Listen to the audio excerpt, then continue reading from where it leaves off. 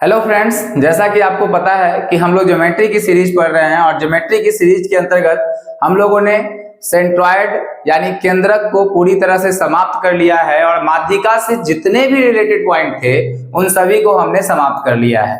और अब हम लोग क्या करते हैं कि त्रिभुज के अंदर बहुत सारे सेंटर्स होते हैं, उनकी जानकारी अब हम लोगों को होना चाहिए।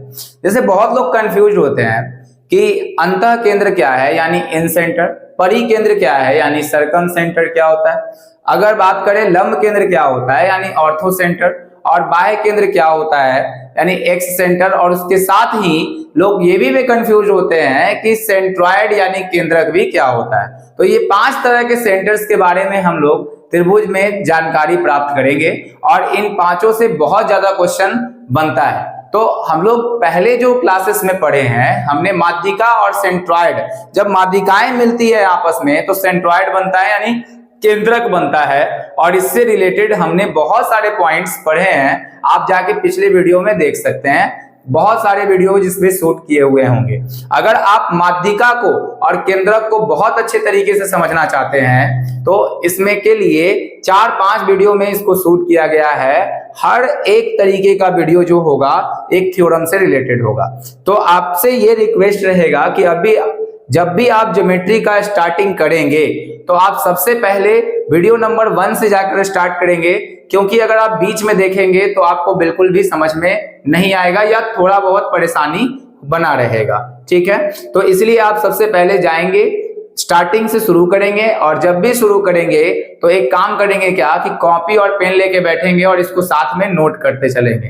ऐसा नहीं कि मतलब आपने वीडियो को देख लिया कुछ नोट नहीं किया, तो आप इतने महान भी नहीं हो रहे हैं कि आपके दिमाग में हर बातें बैठ जाए, तो ये पॉसिबिलिटी आपके लिए संभव नहीं है। तो हम लोग क्या करते हैं, आज त्रिभुज के सेंटर्स की शुरुआत कर रहे हैं, जिसमें हमने एक सेंटर को खत्म कर लिया है, केंद्रक को पूरी तरह से समाप्त कर लिया है। तो अब हम आगे बढ़ते हैं सर्कम सेंटर की तरफ, और सर्कम सेंटर को हम लोग बोलते हैं हिंदी में परिकेंद्र। ठीक है, तो बहुत सारे लोगों का ये कंफ्यूजन होता है कि सर्कम सेंटर, इन सेंटर, और जो त्रिभुज में बहुत सारे रिलेशन होते हैं कोण के। जैसे बहुत लोगों ने, आप लोगों ने ऐसा पढ़ा होगा कि अगर कोई ट्रायंगल बना दिया जाए, ठीक है, तो ये वाला एंगल और इस वाले एंगल में क्या रिलेशन होता है, बहुत सारे क्वेश्चंस इस पे बनते हैं। तो कब ये, तो 3-4 फॉर्मूला आप लोगों ने पढ़ा होगा। 90 degree plus half of angle ए, एक तो फॉर्मूला आपने ये पढ़ा। दूसरा ये पढ़ा कि 90 degree minus half of angle ए, ये कंफ्यूजन रहा होगा कहाँ प्लस और कहाँ माइनस करते हैं।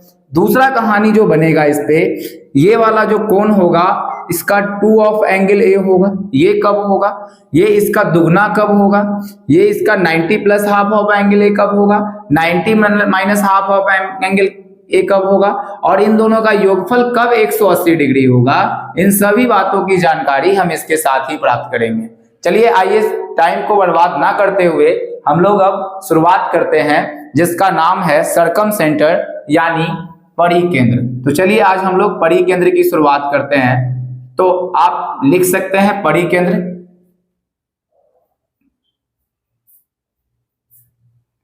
चलिए हेडिंग लगाएंगे, तो आप बहुत बारीकी से समझेंगे कि परिकेंद्र क्या होता है, इसके बारे में हम अब आपको जानकारी दे रहे हैं। तो सबसे पहले परिकेंद्र का डेफिनेशन लिखते हैं और तब हम छोटे छोटे बातों को समझते हैं। ठीक है,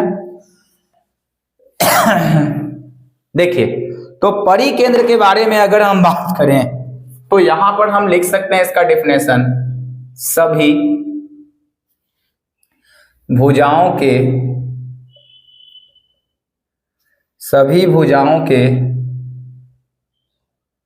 लंब समद्विभाजक,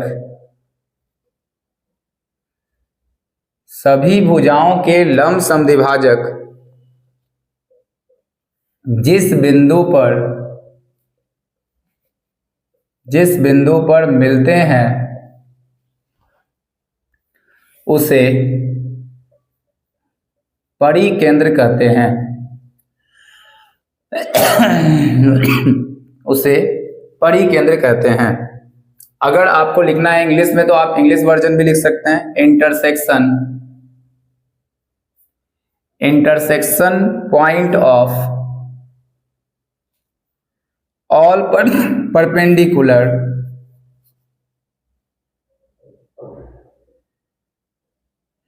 perpendicular bisectors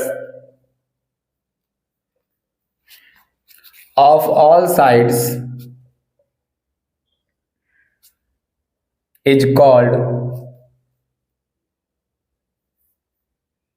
circumcenter। ठीक है, तो इसको हम लोग क्या बोलते हैं, सर्कमसेंटर बोलते हैं। तो सबसे पहले हम लोगों ने यहाँ पे इसका डेफिनेशन को पढ़ा और डेफिनेशन में ही सारे बातें निहित हैं, तो आप इसको समझेंगे। जैसे लिखा हुआ है कि सभी भुजाओं के लंब समद्विभाजक जिस बिंदु पर मिलते हैं उसे परिकेंद्र कहते हैं। अच्छा, पिछले क्लासेस में हमने क्या बातें पढ़ी कि अगर कोई ट्रायंगल है और इसके मीडियंस यानी माध्यिकाएं आपस में मिलती हैं, यानी माध्यिका का काम क्या होता है, एक बार फिर से आप समझेंगे, इन दोनों सामने वाले साइड को विभाजित करना, ये दोनों साइड को आपस में विभाजित करना और इस वाले साइड्स को आपस में विभाजित करना, तो ये माध्यिका का काम हुआ। और तीनों माध्यिकाएं जहां पे मिलती है उसको हम लोग बोलते हैं, ये पिछले क्लासेस में हमने पढ़ा, केंद्रक यानी कि सेंट्रॉइड बोलते हैं। तो पहला तो हम लोगों ने ये जाना कि सेंट्रॉइड आखिरकार क्या होता है, केंद्रक क्या होता है, इसके बारे में हमने जानकारी प्राप्त कर ली है। ठीक है, तो ये केंद्रक होता है। अब आगे बढ़ते हैं, लेकिन हमको ये मतलब नहीं था, हमने सिर्फ आपको दिखाया कि ये माध्यिकाओं के मिलने से केंद्रक का निर्माण होता है, ये बात समझेंगे। तो माध्यिका के मिलने से केंद्रक का निर्माण होता है, तो लंब समद्विभाजक के मिलने से, परपेंडिकुलर बाइसेक्टर के मिलने से आपको परिकेंद्र का निर्माण होता है।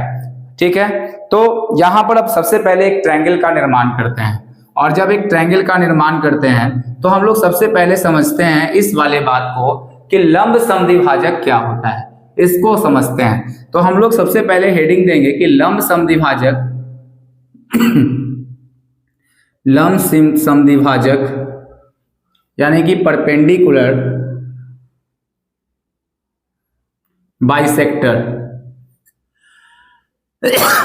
लंब समद्विभाजक या परपेंडिकुलर बाइसेक्टर क्या होता है, इस बात को समझेंगे। जैसे एक लाइन हमने यहाँ पे खींच दिया है, और जब लाइन पे खींचा है तो परपेंडिकुलर का मतलब क्या होता है कि सीधा 90 डिग्री पे आना। ठीक है, 90 डिग्री पे कट करना किसी लाइन को, तो वो परपेंडिकुलर कहलाता है। अब यहाँ पर समद्विभाजक का मतलब ये हुआ कि इन दोनों भुजाओं को बराबर बराबर भागों में ही बांटना है, तो ये लंब समद्विभाजक कहलाता है। यानी कि अगर हम किसी लाइन के लंब समद्विभाजक की बात करें तो यहाँ पर समद्विभाजक, हम सिर्फ समद्विभाजक की बात करते हैं, अभी लंब समद्विभाजक की बात ना करें, सीधा हम समद्विभाजक की बात जब करते हैं तो इसका समद्विभाजक मतलब, समद्विभाजक का मतलब क्या होता है, सम मतलब बराबर, द्वि मतलब दो, सम का मतलब क्या होता है बराबर, द्वि का मतलब क्या होता है दो, और भाजक का मतलब होता है बांटने वाला। यानी कि जो दो बराबर भागों में बांटता है उसी को हम समद्विभाजक बोलते हैं। अब बात को समझेंगे, जब हम यहां से समद्विभाजक खींचेंगे तो ये लाइन इसका समद्विभाजक हो सकता है, ये भी लाइन खींचेंगे ये भी समद्विभाजक हो सकता है, ये भी लाइन खींचेंगे ये भी समद्विभाजक हो सकता है, ये भी लाइन खींचेंगे तो ये भी समद्विभाजक होगा, इधर से खींच देंगे तो ये भी लाइन, इस वाले लाइन के बहुत सारे समद्विभाजक खींचे जा सकते हैं। ठीक है, इस लाइन के बहुत सारे समद्विभाजक खींचे जाते हैं, देख सकते हैं आप, बहुत सारा है। लेकिन हमें समद्विभाजक नहीं चाहिए, हमें वैसा समद्विभाजक चाहिए जो लंब भी हो यानी परपेंडिकुलर भी हो। तो अगर हम एक बात करें कि लंब समद्विभाजक के बारे में अगर हम जानकारी प्राप्त करें तो ये एक, इस लाइन को तो सबसे पहले, समद्विभाजक का मतलब कि जिस लाइन पे खींचा गया है ये दोनों तो आपस में बराबर होगा ही होगा, साथ ही ये दोनों आपस में 90 डिग्री का कोण भी बनाएगा। तो ये हुआ लंब समद्विभाजक। यानी लंब समद्विभाजक का अर्थ ये हुआ कि वैसा 90 डिग्री का लाइन जो एक लाइन को बराबर भागों में विभाजित कर दे उसी को हम लोग बोलते हैं परपेंडिकुलर बाइसेक्टर यानी लंब समद्विभाजक। हमको ऐसा आशा करते हैं ये बात आपको समझ में आ गया होगा लंब समद्विभाजक क्या होता है। तो चलिए अब आगे बढ़ते हैं। एक लाइन के आपसे पूछा जाएगा कितने समद्विभाजक हो सकते हैं, तो आप बोलेंगे अनंत समद्विभाजक होंगे। अगर पूछा जाएगा कि एक लाइन के कितने परपेंडिकुलर बाइसेक्टर होंगे, तो मात्र एक होंगे, जो आपको ये दिख रहा है कि ये वाला एक ही ऐसा लाइन होगा जो इसका परपेंडिकुलर बाइसेक्टर हो सकता है। चलिए अब आगे हम लोग बढ़ते हैं। यहाँ पे अब परपेंडिकुलर बाइसेक्टर मिलते हैं तो हम उसको क्या बोलते हैं, यहाँ पे परिकेंद्र बोलते हैं। तो परपेंडिकुलर बाइसेक्टर क्या होता है और हम उसको अब मिलाना शुरू करते हैं। तो देखिए एक ट्रायंगल है हमारे पास और इसमें हम लोग परपेंडिकुलर बाइसेक्टर खींच रहे हैं। आप इसको नोट कर लेंगे ताकि ये पूरा बात आपको समझ में आ जाए। चलिए एक ट्रायंगल है और इसके ऊपर अब हम परपेंडिकुलर बाइसेक्टर खींचते हैं। तो हमारे पास ये ट्रायंगल है, हम इसको ABC भी मान सकते हैं।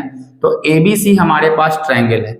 हमने क्या कहा कि अगर माध्यिकाएं खींच के बिंदु पर मिलाया जाए तो वो सेंट्रॉयड यानी केंद्रक होता है। लेकिन जब हम परपेंडिकुलर बाइसेक्टर खींचने की बात करते हैं तो इस लाइन के सबसे पहले इस लाइन का एक बीचों बीच समद्विभाजक होगा, यानी यह भी समद्विभाजक होगा। यानी कि अगर हम इसका परपेंडिकुलर बाइसेक्टर खींचेंगे तो कुछ इस तरह का आएगा, यानी कि ये 90 डिग्री पर भी होगा और इन दोनों भागों को बराबर बराबर भुजाओं को बराबर बराबर भागों में भी बांट देगा। तो ये हुआ परपेंडिकुलर बाइसेक्टर का खासियत, ये 90 डिग्री का भी होगा और इन दोनों भुजाओं को बराबर बांटेगा। चलिए ये पहला इस भुजा का परपेंडिकुलर बाइसेक्टर हो गया। अगर हम बात करें कि इस भुजा का परपेंडिकुलर बाइसेक्टर क्या है तो हम यहां से बात करते हैं कि कोई एक ऐसा लाइन जो होगा जो यहां से सीधा रहा होगा वो 90 डिग्री का कोण भी इसके साथ बनाया होगा। आप इस बात को समझ रहे होंगे, 90 डिग्री का कोण भी बनाया होगा, साथ में इन दोनों भुजाओं को भी बराबर बराबर भागों में बांट दिया होगा। तो ये हमारा दूसरे लाइन का परपेंडिकुलर बाइसेक्टर है। अब हम इसके परपेंडिकुलर बाइसेक्टर को खींचते हैं और इसका परपेंडिकुलर बाइसेक्टर ये हो सकता है और ये क्या होंगे, तीनों लाइन आपस में यानी दोनों लाइन को बराबर बराबर भाग में बांटने के साथ ही इस भाग को 90 डिग्री पे रखेगा। अब देखिए तीनों परपेंडिकुलर बाइसेक्टर जिस बिंदु पर यहां मिल जाएंगे तो इसी बिंदु पर ये मिला है, तो इसीलिए ये जो बिंदु हमारा केंद्र बना इसी को हम लोग परिकेंद्र बोलते हैं। क्या बोलेंगे इसको? परिकेंद्र बोलते हैं और इसको हम लोग सर्कम सेंटर बोलेंगे। सर्कम सेंटर इसी का नाम होता है इंग्लिश में। तो बात आपको इतना समझ में आ गया होगा कि किस तरह से हमने सर्कम सेंटर का निर्माण किया है। तो पहला बात आप समझेंगे कि अगर सभी भुजाओं के लंब समद्विभाजक जिस बिंदु पर मिलते हैं उसको हम परिकेंद्र कहते हैं। परिकेंद्र का मतलब लंब समद्विभाजक, लंब समद्विभाजक का मतलब कि भुजा को बराबर भागों में, जिस सामने वाली भुजा को बराबर भागों में बांटेगा और उसके साथ ही साथ 90 डिग्री का कोण भी बनाएगा। अब बात समझ में आ गया होगा। और ये जहां जिस बिंदु पर मिल जाएंगे उसी को हम परिकेंद्र कहते हैं। उसी तरह से मीडियन जिस बिंदु पर मिलते हैं उसको हम केंद्रक कहते हैं। तो आपका एक कंफ्यूजन अब दूर हो गया होगा। याद कीजिए कि जब हमने बताया था कि ये मीडियन और ये मीडियन आपस में मिलते हैं तो इन भुजाओं को बराबर बराबर भागों में बांट देते हैं। इन दोनों भुजाओं को, तीनों भुजाओं को बराबर बराबर भागों में बांटते हैं। और जब क्या ये परपेंडिकुलर हो सकता है केंद्रक में? तो बिल्कुल भी नहीं हो सकता है। लेकिन परिकेंद्र में ये दोनों आपस में 90 डिग्री भी होंगे और यहाँ पर ये दोनों भुजाओं को बराबर भी बांटेंगे, इसके लंब समद्विभाजक। चलिए अब हम बात करते हैं आगे। अब इसमें कुछ और बातें हैं जिसको हम लोग समझते हैं।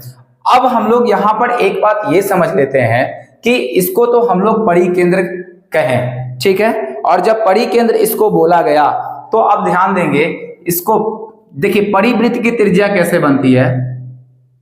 तो जब हम इसको लेते हुए एक बाहर सर्किल खींच लेते हैं,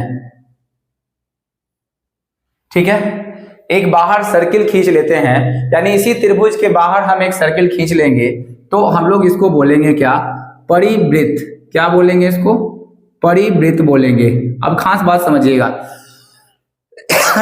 परिवृत्त इसको हम लोग इंग्लिश में बोलेंगे सर्कम सर्किल। क्या बोलेंगे इसको? Circum circle. आप सभी बातों को नोट करते हुए चलेंगे। अब हमारे पास ये बात बचा है तो हम लोग अब यहां से क्या करते हैं, देखिए इसका अब इस सर्किल का त्रिज्या खोजना है। तो इस सर्किल का जो त्रिज्या होगा बहुत सावधानी से आप देखेंगे। त्रिज्या किसको बोलते हैं आप ध्यान से देखिएगा। अगर एक सर्किल की त्रिज्या यानी रेडियस की बात की जाए तो केंद्र से परिधि तक जो रेखा मिलेगी उसी को हम त्रिज्या बोलते हैं। ये बात तो आपको पता है। तो यहां पर ये केंद्र है और इसकी परिधि ढूंढनी है। तो परिधि क्या यहां पर मिल रहा है क्या? बिल्कुल भी नहीं है। तो यही खत्म है, हमको यहां टच करना है। तो ऐसी स्थिति में आप कहां टच कराएंगे? यहां देखिए ध्यान से, इस वाले लाइन को खींचेंगे तो ये वृत्त में जाके टच करेगा। बात समझ में आ रहा है? तो इसको हम लोग बोलते हैं रेडियस, क्योंकि आप केंद्र से कहां मिला रहे हैं, सेंटर में, यहाँ पे शीर्ष को मिला रहे हैं और शीर्ष जो है वृत्त की परिधि पे स्थित है, इसीलिए इसको हम सर्कम रेडियस बोलते हैं, यानी आर से सूचित करते हैं। सर्कम रेडियस को हम लोग आर से सूचित करते हैं, यानी कि ये जो बन गया ये बना परिवृत्त की त्रिज्या, इसको हम लोग बोलते हैं, और इसको हम लोग बोलते हैं सर्कम रेडियस। ठीक है, तो इस बात को सर्कम रेडियस हम बोल सकते हैं। तो अगर त्रिभुज है तो बताइए कितने सर्कम रेडियस हो सकते हैं? तो एक इस शीर्ष से मिला देंगे तब भी सर्कम रेडियस, और इस शीर्ष से मिला देंगे तो सर्कम रेडियस। और किसी भी वृत्त का जो रेडियस होता है, आप कितना भी खींचेंगे वो हमेशा और हमेशा बराबर होता है। तो आप जानेंगे इसका लंबाई, इसका लंबाई और इसका लंबाई तीनों आपस में क्या हो जाएगा, बराबर हो जाएगा। अगर तीनों बराबर है तो आपको बहुत सावधानी से बात समझने की जरूरत है कि अगर हम इसको मान ले O, तो आप बोल सकते हैं कि OA बराबर OB बराबर, और यहां ये OC बराबर कितना हो जाएगा, सर्कम रेडियस यानी R के बराबर हो जाएगा। तो ये बात है, आपको ये समझ जानी है।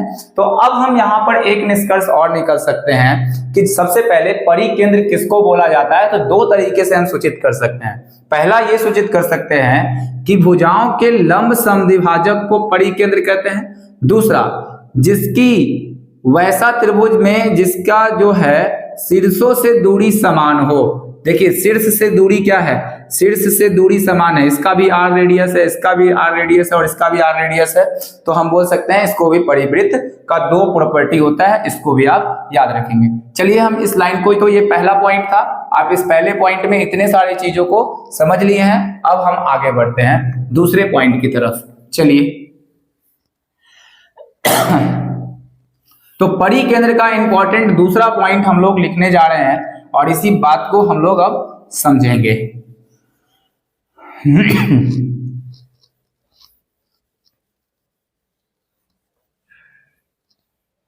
चलिए देखिए, तो आप दूसरा पॉइंट नोट करिए। परिकेंद्र त्रिभुज के अंदर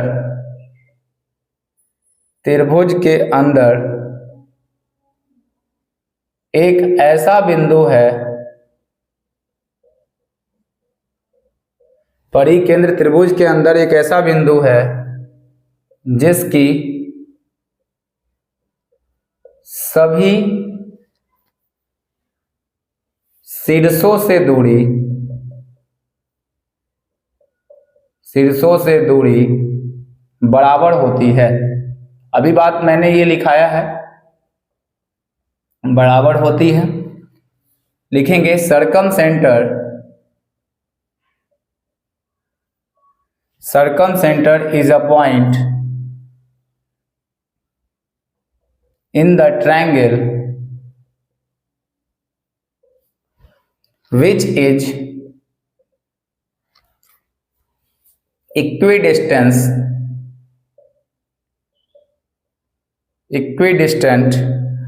to all vertices।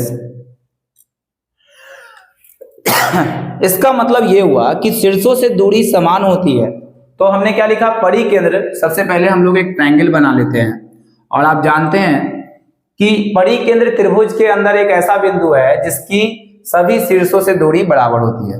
यानी कोई ये ट्रायंगल है और यहाँ पर जो है एक मान लेते हैं ये परिकेंद्र है हमारा। तो जो शीर्ष तीन ट्रायंगल के तीन शीर्ष है, 1, 2 और ये तीसरा शीर्ष है।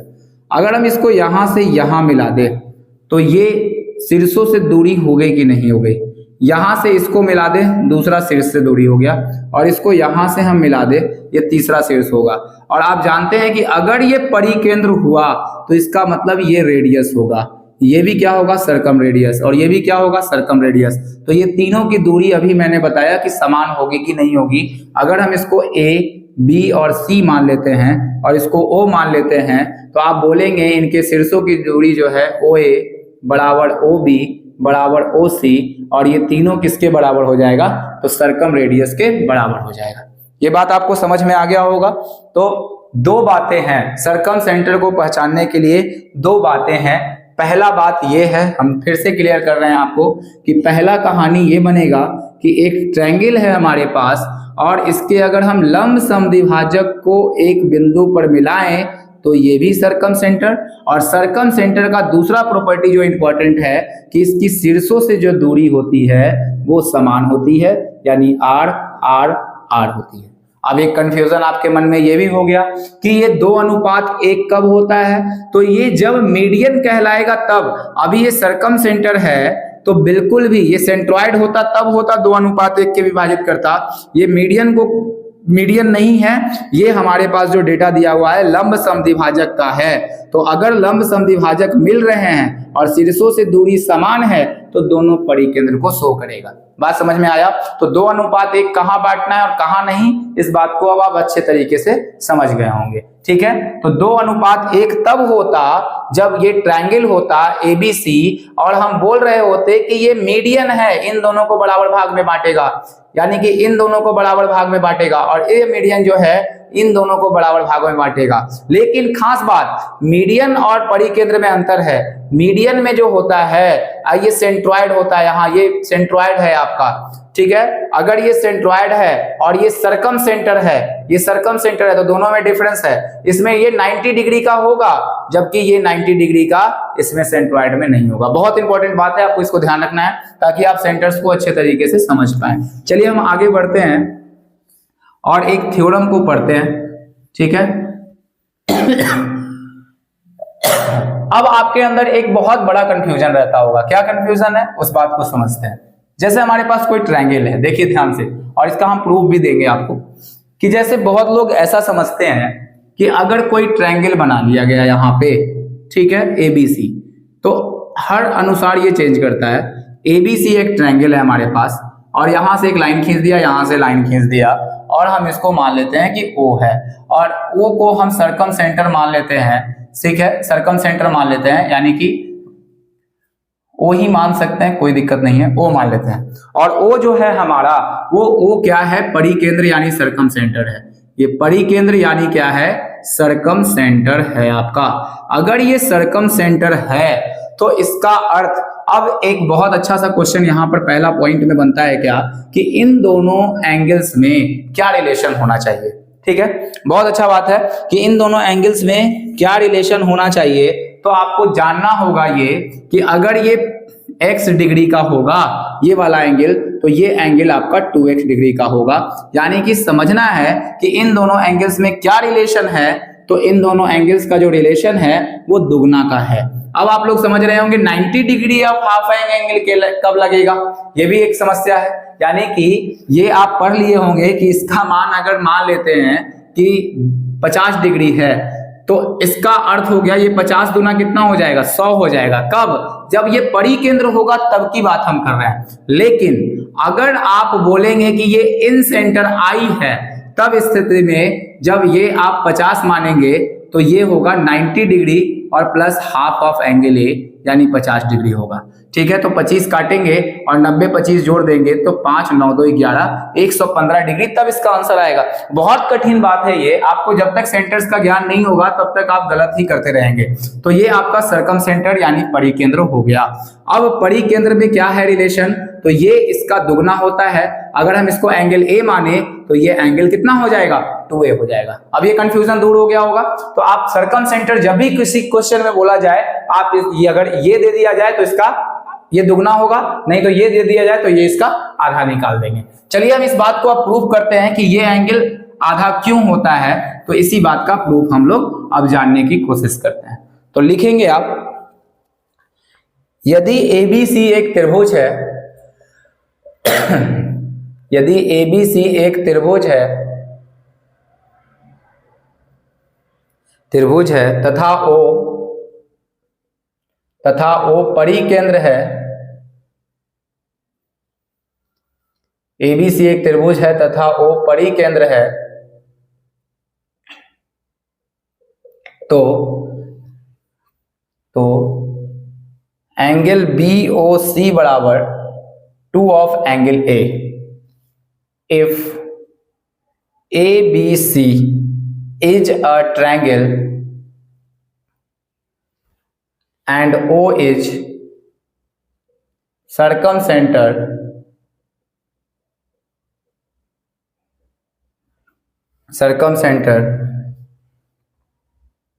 then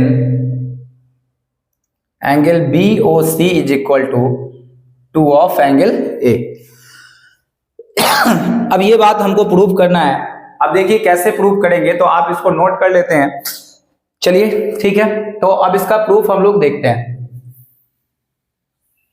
अब देखिए लिखा हुआ है क्या कि यदि ABC एक त्रिभुज है, ठीक है, तो सबसे पहले हम लोग क्या करते हैं, यहां से ABC को एक त्रिभुज बना लेते हैं और O को परिकेंद्र बता दिया गया। अब बहुत ध्यान से समझना है, अपने से खुद से अप्लाई करेंगे आप, 2-3 बार देखेंगे तो आपको पूरा क्लियरिटी आएगा, क्योंकि सेंटर्स, ट्रायंगल के सेंटर से बहुत सारे क्वेश्चंस आते हैं।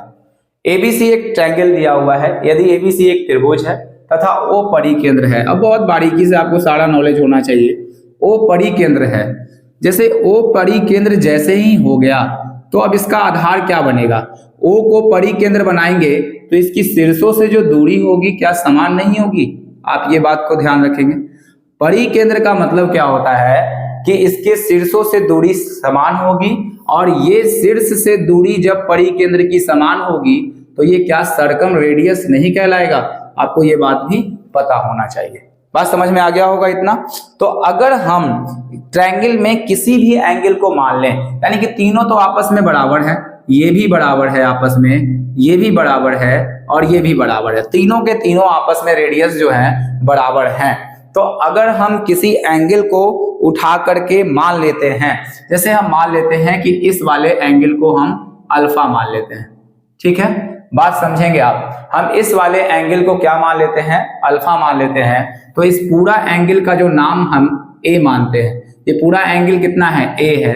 तो अगर हम इस एंगल को अल्फा मानेंगे तो क्या ये वाला जो एंगल होगा, ध्यान से सुनिएगा, क्या ये वाला जो एंगल होगा ए माइनस अल्फा नहीं हो जाएगा? बात ध्यान से सुनना है। हमने क्या बोला कि अगर ये एंगल ए है, पूरा एंगल ए है, तो हम इस आधे वाले को एंगल अल्फा मान लेते हैं। तो पूरा एंगल ए है तो हम ए में से क्या घटा लेंगे, अल्फा घटा लेंगे, ठीक है, तो ये ए माइनस अल्फा हो जाएगा। अब बहुत ध्यान से देखिए, अगर कोई ट्रायंगल है और इन ट्रायंगल की ये दोनों भुजाएं आपस में बराबर हैं, तो क्या होगा, ये दोनों कोण जो होंगे वो आपस में क्या होंगे, बराबर होंगे।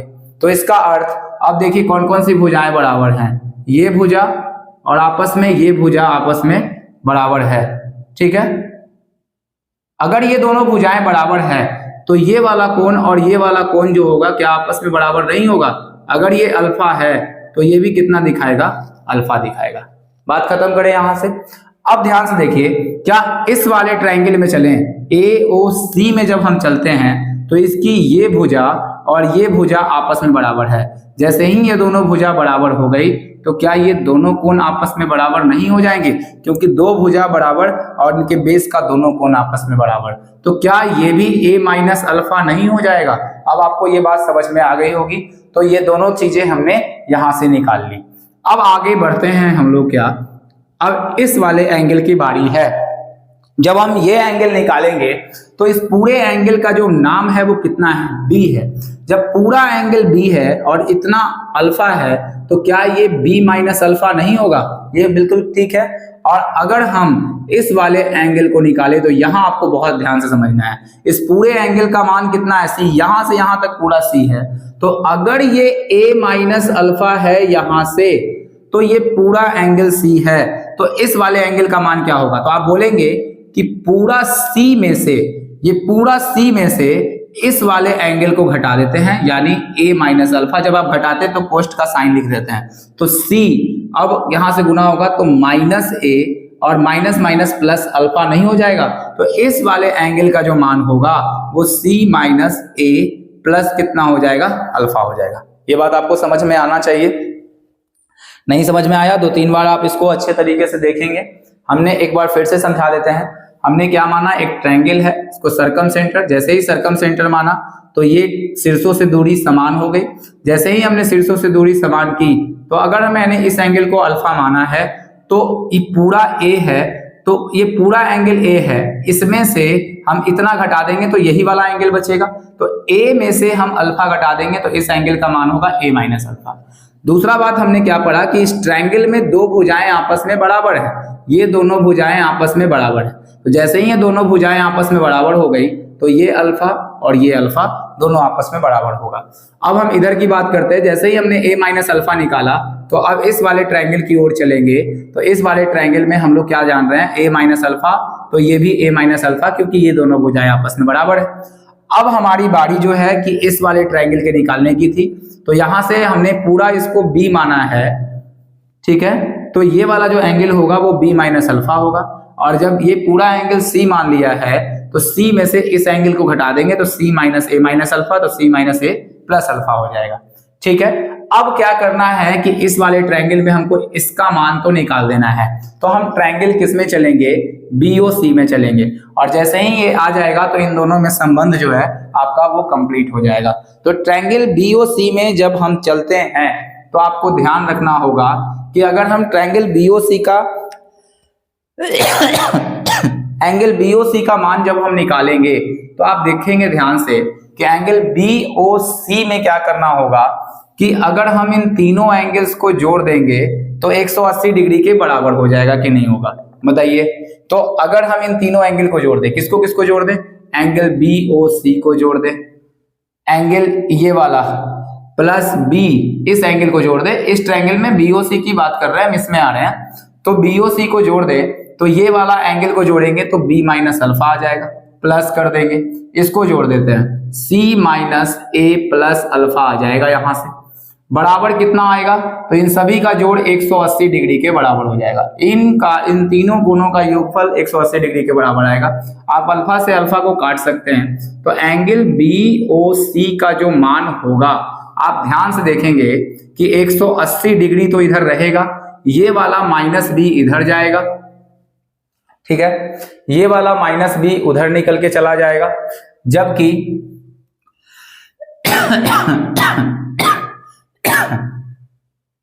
हाँ, अब देखते हैं ये वाला जो b है, तो इधर क्या क्या बच गया हमारे पास, उसके बारे में हम जानकारी लेते हैं।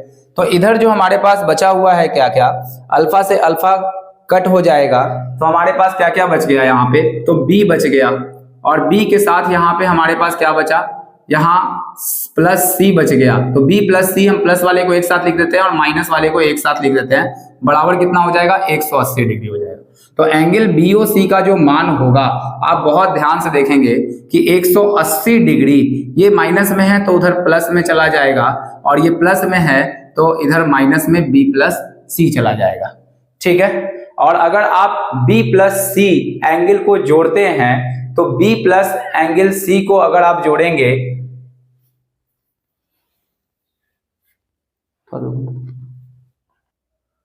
देखिए तो क्या हो जाएगा कि BOC 180 प्लस a हो जाएगा। तो हम इसको क्या लिख सकते हैं, 180 डिग्री, यानी त्रिभुज के तीनों कोणों का योग अगर हम ABC मानते हैं, तो angle A plus B plus C बराबर कितना होता है, 180 डिग्री होता है। तो हम लोग क्या करेंगे, 180 डिग्री के बदले में हम लिख सकते हैं A प्लस B प्लस कितना लिख सकते हैं, C, तो ये प्लस A हो जाएगा, माइनस B, और ये इसको कोष्ट से गुना करेंगे, C हो जाएगा, C से C कैंसिल आउट हो जाएगा और B से B कैंसिल आउट हो जाएगा। तो एंगल BOC का जो मान होगा A और A, यानी कितना हो जाएगा, 2 ऑफ एंगल A आ जाएगा। तो ये बात आपको बिल्कुल ठीक से समझ में आ गया होगा कि हमने कैसे प्रूफ किया है। इस प्रूफ को आपको 2-3 बार देखेंगे, क्योंकि इस प्रूफ का काम कॉम्पिटिटिव एग्जामिनेशन में नहीं होता है, लेकिन इसका जरूरी तरह से यूज हम लोग करते हैं। तो आप 1-2 बार देखेंगे तो क्लियरली समझ में आ जाएगा। तो अब अगर कोई सरकम सेंटर दिया जाएगा, तो आप इस बात को बहुत अच्छे से समझ रहे होंगे कि हम किस तरह से इसको प्रूव कर सकते हैं। तो अब एक चीज निष्कर्ष आपको याद रखना है, और हम लोग अब बढ़ेंगे क्वेश्चंस की ओर। कुछ क्वेश्चंस आज के क्लास में हम लोग करेंगे। तो जैसे देखिए कि एक बात यहाँ पे ये आया कि अगर हम सरकम सेंटर की बात कर रहे हैं, तो सरकम सेंटर में हमने 2 बातें पढ़ी कि अगर कोई ट्रायंगल हम फॉर्म करते हैं ABC यहां से, तो सबसे पहले इसका लंब समद्विभाजक जो होता है, जिस बिंदु पर मिलता है, सरकम सेंटर बोलते हैं। दूसरा बात, इसका शीर्षों से जो दूरी होती है वो हमेशा क्या होती है, समान, इसीलिए इसको सर्कम रेडियस बोला जाता है। और अगला पॉइंट जो बहुत इंपॉर्टेंट हमने पढ़ा क्या, कि यहाँ पे अगर हम इन दोनों को मिलाते हैं तो इन दोनों में क्या रिलेशन होता है। तो अगर ये सर्कम सेंटर है, ये सर्कम सेंटर अगर ये है, तो इसका अर्थ अगर ये 60 डिग्री का होगा तो ये इसका दुगना होता है, यानी कि ये 120 डिग्री का होगा। हम सिर्फ सर्कम सेंटर की बात कर रहे हैं। चलिए अब इस पे क्वेश्चन कुछ कर लेते हैं हम लोग। जैसे कि पहला नंबर क्वेश्चन लिखा हुआ है इस तरह से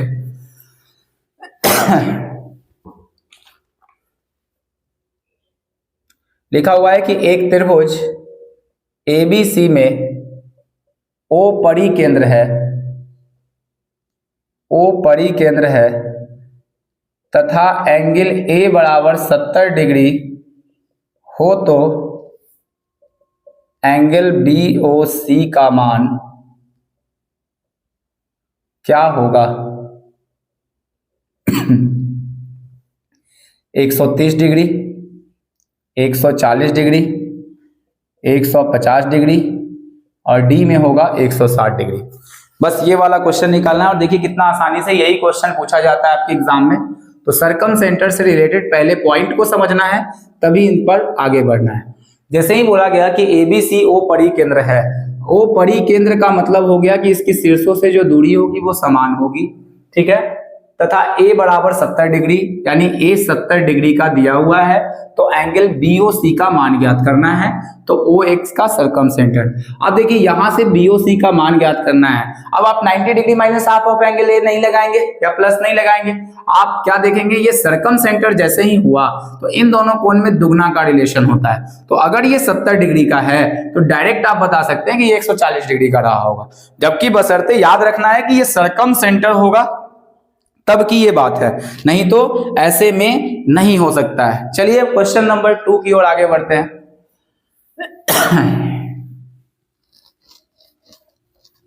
अगर आप थ्योरी पढ़ लेंगे तो बिल्कुल आसान लगेगा क्वेश्चन, नहीं तो फिर यही क्वेश्चंस हार्ड लगेंगे। तो एक त्रिभुज ABC में O परिकेंद्र है तथा एंगल A बराबर 60 डिग्री हो तो एंगल BOC का मान होगा। चलिए एक क्वेश्चन ये भी आया है और बहुत आराम से हम बना सकते हैं कि एक ट्रायंगल है हमारे पास, ठीक है, फिर से इसको बनाते हैं हम लोग, बार बार बनाएंगे। ABC एक ट्रायंगल है और O इसका परिकेंद्र है, O को परिकेंद्र सर्कम सेंटर मान लीजिए, और A का मान 60 है, तो ये इसका दुगना हो जाएगा, कितना हो जाएगा, तो 120 डिग्री होगा। इन दोनों में रिलेशन होता है। तो डायरेक्ट आपको लगाना है, ना कि लिखना है। एकेडमिक ईयर में आप पढ़ नहीं रहे हैं कि आपको बार बार लिखने की जरूरत है, आप डायरेक्ट आंसर देखेंगे और टिक आउट कर देंगे। चलिए अब आगे बढ़ते हैं अगले क्वेश्चन की तरफ। जैसे लिखा हुआ है क्या, एक त्रिभुज ABC में O परिकेंद्र है तथा एंगल BOC बराबर 110 डिग्री हो तो एंगल A का मान ज्ञात करें। इस बार क्वेश्चन उल्टा पूछ लिया गया है, तो आप इस बात का भी ध्यान रखेंगे कि किस तरह से इस क्वेश्चन को किया जाए। तो अगर हम ट्रायंगल ABC बनाते हैं, बहुत सावधानी से, ABC एक ट्रायंगल बना लिए, BOC यानी O सर्कम सेंटर है तो कहीं यहां रहा होगा, परिकेंद्र है, तथा BOC 110 दिया हुआ है। अगर BOC 110 डिग्री है तो BOC का एंगल BOC का मान क्या होना चाहिए, आप ही बताइए। तो एंगल BOC का जो मान होगा, सॉरी एंगल A का मान, तो एंगल A का जो मान होगा क्या BOC का आधा नहीं होगा, तो एंगल BOC बटा कितना हो जाएगा, 2। ये इसका आधा ही तो होता है। अगर ये 110 है तो ये 55 डिग्री का होगा, तब तो 55 होगा, तो ये 110 होगा, तो BOC बटा 2 यानी कि 110 बटा 2 यानी 55 डिग्री के बराबर होगा। बात समझ में आ गया होगा आपको, ये भी बात कंप्लीट हो गया, ठीक है। चलिए कुछ क्वेश्चंस और रह गए हैं जिनको हम अगले क्लास में डील करेंगे, और आप इस वीडियो को ठीक से देखेंगे और एक एक बात को एनालाइज करेंगे। जब आप पूरा थ्योरी पढ़ लेंगे तो हमें नहीं लगता है कि आपको इसमें कोई सर्कम सेंटर में कोई परेशानी होने वाली है।